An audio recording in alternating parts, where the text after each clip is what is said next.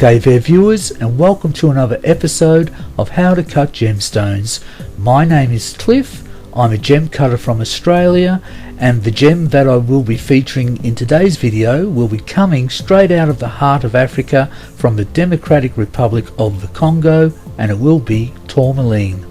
So here we have it, a lovely piece of light green tourmaline from the Congo. First up, I need to thank the person that sent me this piece of tourmaline. I have no idea who this anonymous person is or where they live, but a parcel of gems arrived in the mail one day and they were sent from Joe Henley Ruff in the USA, so a bit of a plug for Joe and his team. But thank you kindly to the person who sent me this tourmaline. Hopefully you're watching this video. Hopefully I do a great job on cutting a really good gem. So once again, thank you. Before I start faceting, let me take you through the design and the sequence of how I go about faceting this gem. I'm using Gem Cut Studio, which is computer software where you can design gems on. So I'm modifying a design by Jeff Graham called Rainbow, and I cut that gem not too long ago when I cut a garnet, but I'll be modifying the crown on this design as a step cut crown. So we're going through the sequence at the moment, which is the pavilion of the gem, so cutting all the sides, the girdle and the pavilion facets to a center point. Then I'll cut in the barrier facets, which you'll see now, and then we'll cut in the final set of facets so we have a permanent center point.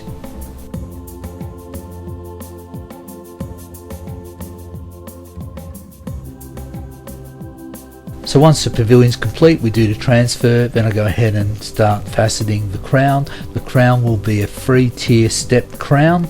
A lot of faceters think that cutting step cuts on a crown is really boring. They are a lot more simple in my opinion, because you don't have to worry about meat points on the table. But with the step cut on any crown, it's not always about the scintillation that comes up through the pavilion, through the table of the crown, and you'll see that coming up right now, which is highlighted in yellow. The flat part of the crown is the table, so light will come up through the bottom and reflect out through the table. Sometimes it can be about the surrounding facets around the table that reflect a lot of light, external light, not internal light coming through the gem, and that's what's really good about a step cut. So coming up shortly, I'll also include a computer generated GIF of a likely outcome of what the gem could look like when completed. Bear in mind, this is just a representation that's been made on a computer. A natural gem does look different. So as I'm getting set up at the moment, before I start the facet, I thought for the benefit of those people who do not know what type of gem tourmaline is, well, tourmaline is actually classified as a semi-precious gem, and the gemstone can be found in a wide range of different colours. On the Mohs hardness scale, it has about a hardness of 7 to 7.5 out of 10, so it's not a really hard gem, similar to topaz, so it should be fairly easy to cut through on a disc.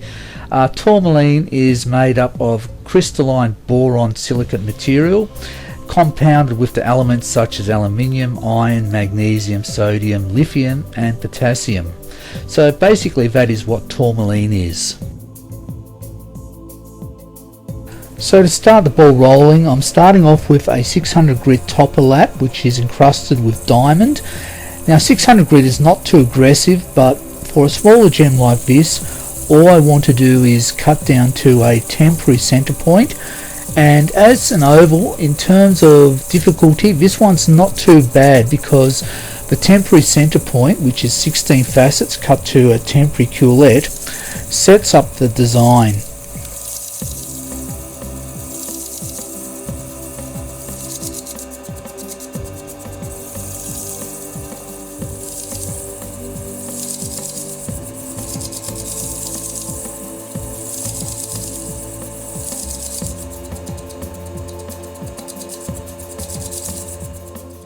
So here you can see I've cut down to a temporary center point, and what I'm looking out for also as I'm cutting to a center point of any type, I'm looking at the spacing of the facets, making sure that they're even.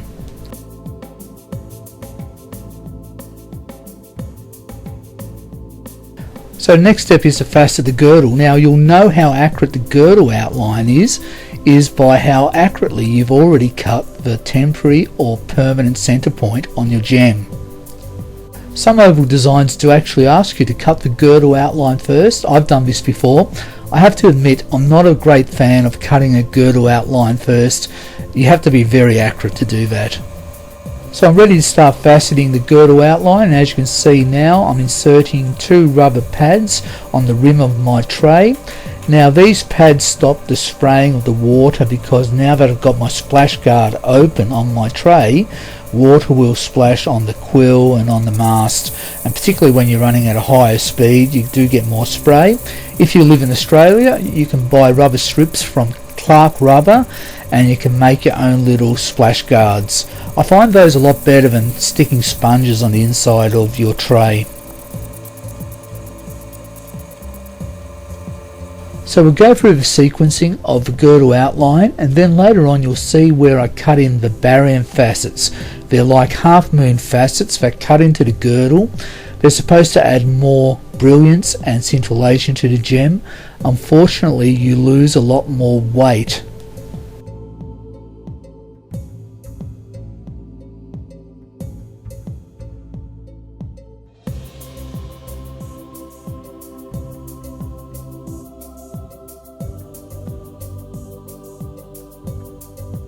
In the following scenes you'll see how I cut out the barium facets, and in actuality it's forming a secondary girdle. Now if you've never cut barium facets and you're new to faceting and you want to cut a gem that has these barium facets, a word of warning: they will cut in really fast and they have a tendency to overcut, so use a fairly fine grey disc and go slow at it. Cut a little, look a lot.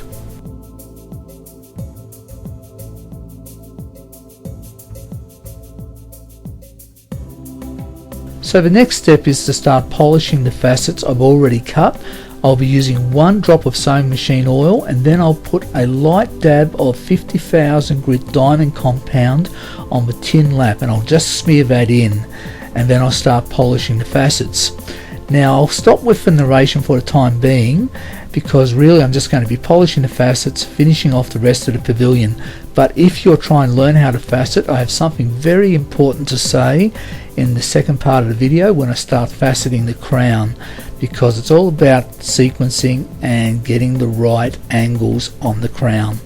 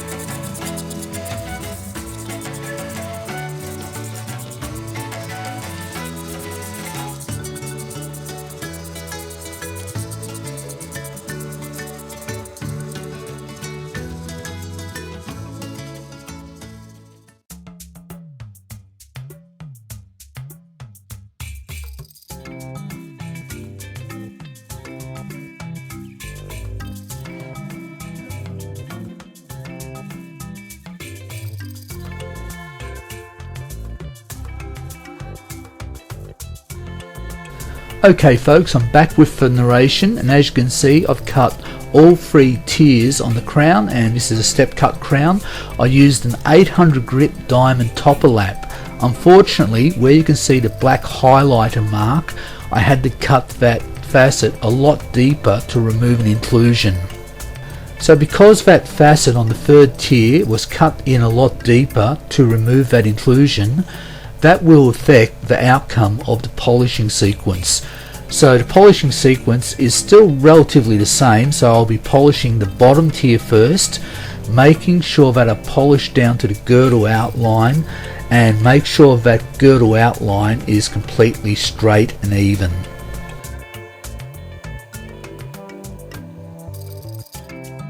So as you can see, I've polished the 1st tier on the crown, very straightforward, going in the sequence according to the diagram, and still creating a nice level girdle.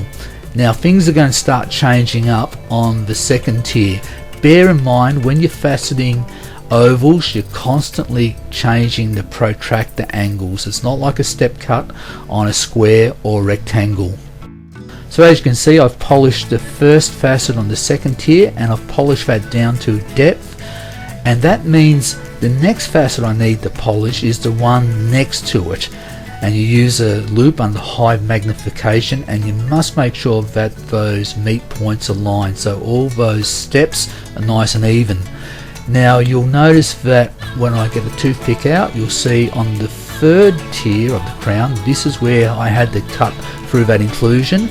So when I start polishing on the 3rd tier, that is the lowest facet, so that needs to be the 1st facet I polish.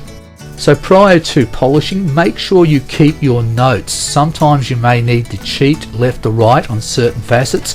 I had to on 3 occasions. Out of 48 facets, 3 times I had to move a little bit left or right. Now that's not too bad, but if you don't keep these notes, when you go to polish that facet, you'll find that if you've got the cheater set in the middle, you may actually be polishing too far to the left or too far to the right, so you need to have that cheater set properly.